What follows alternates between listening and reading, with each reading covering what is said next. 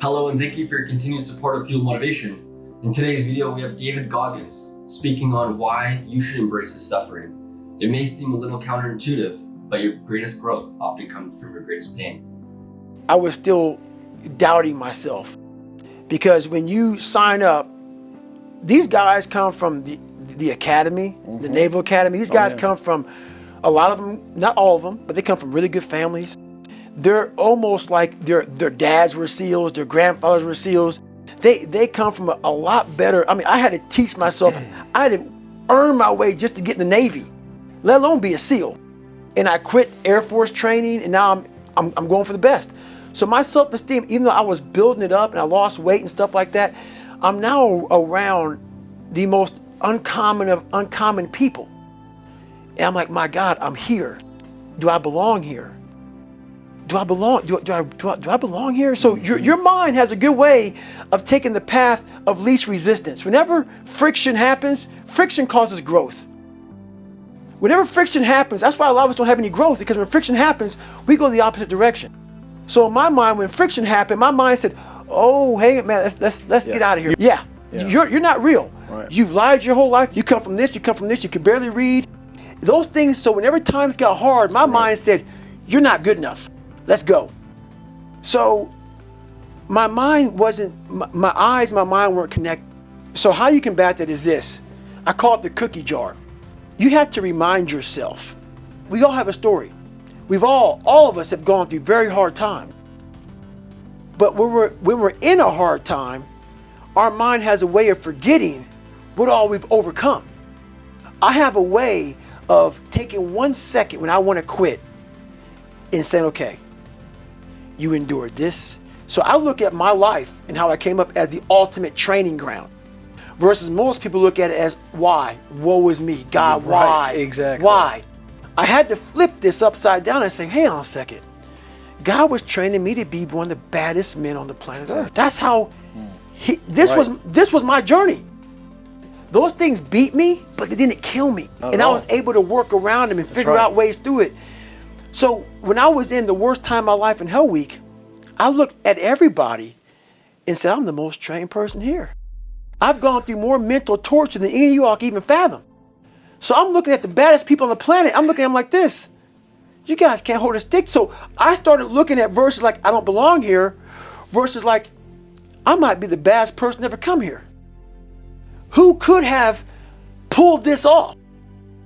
Who could have been given a sewer to live in their mind and say, okay, at birth, I'm gonna put you in the worst place on the planet Earth, and let me see if you can go to the top of the mountain with nothing but just hard work, grit, and figuring it out, and not putting yourself back in the dungeon every time something got hard. So that's what became my daily voice was, you really are the baddest person on the planet. And after a period of time, you start to believe that. And so that's what happened to the first Hell Week, the second Hell Week, the third Hell Week. That became my new norm. So what most people fear, I can never go through one. I don't want to go through two. Even SEALs will tell you that. That Navy, so I did 18 months in Navy SEAL training. It's only supposed to be 6 months long. It became my new norm. And that's what people don't do enough of. You're always looking for a new norm.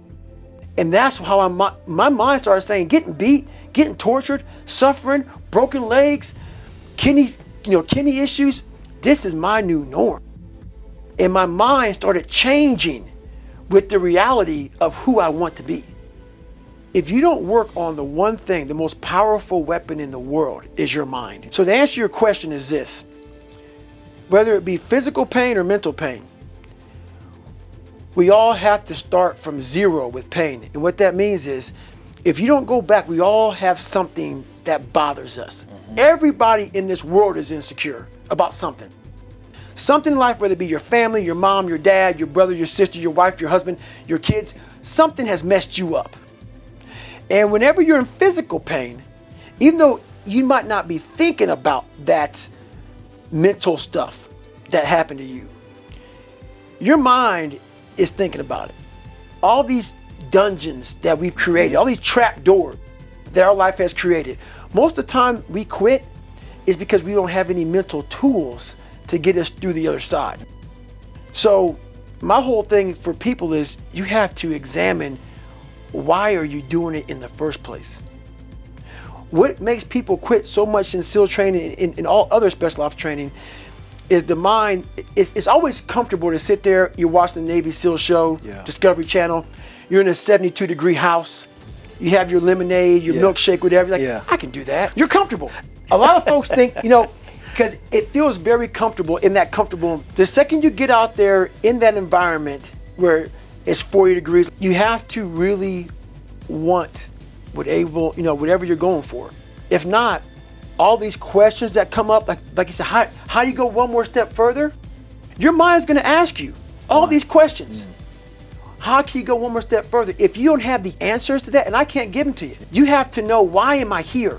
For me, when I was going through SEAL training, I was willing to die. So all these negative questions that kept on coming up in my head, I had the answer for them. It's those people that don't have the answer for those negative questions. And if you can't answer those questions, you will quit. You will quit.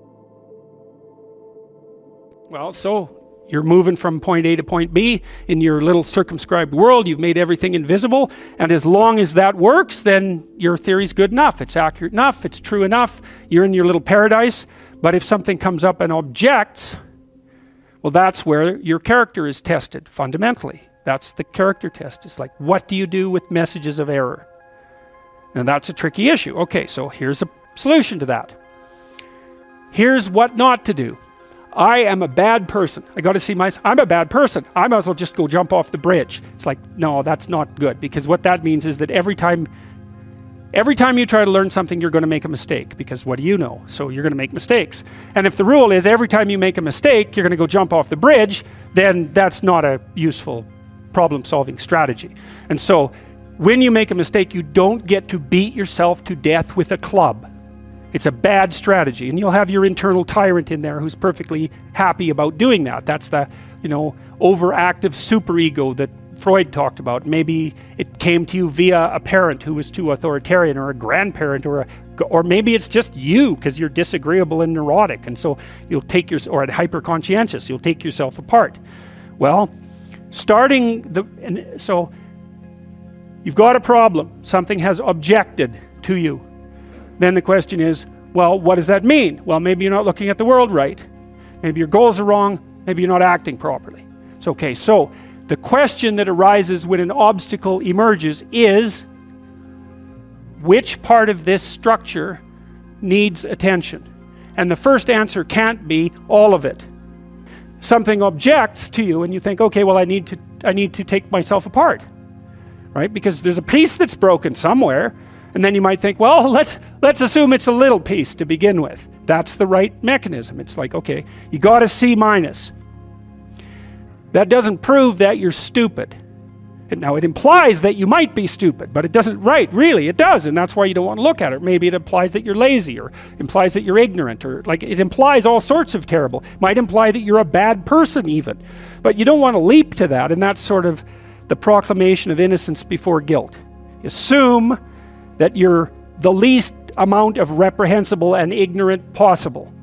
And so then you look at the micro routines. It's okay, well, I got a C- in this course. Maybe I should study for that course 15 minutes more a day for the next 3 months. And then you ask yourself, do you think you could do that? No, I'm too useless. Okay, how about 15 minutes every second day? You think you could do that? You put it in your schedule, like 15 minutes every second day in the morning. And that's, you think, well, what's wrong with me? Well, I'm not very good at managing my study schedule. That's not quite down here at the behavioral level, but it's pretty close, because what you can take an action. You can open up your schedule and you can say, well, mark 15 minutes aside. Then you can practice doing that. It's pretty low level in the hierarchy. It means, well, you're still not a horrible person. You just got to polish up your work ethic. And so what you want to do is it's like the old adage, you got to stand up for yourself, but you don't want to make unnecessary enemies. That's a really good thing to know. It's like, shut the hell up most of the time, but now and then you don't shut up because it's time to say something. You don't want to make unnecessary enemies, though. Well, you don't want to take yourself apart any more than is absolutely necessary. Start little.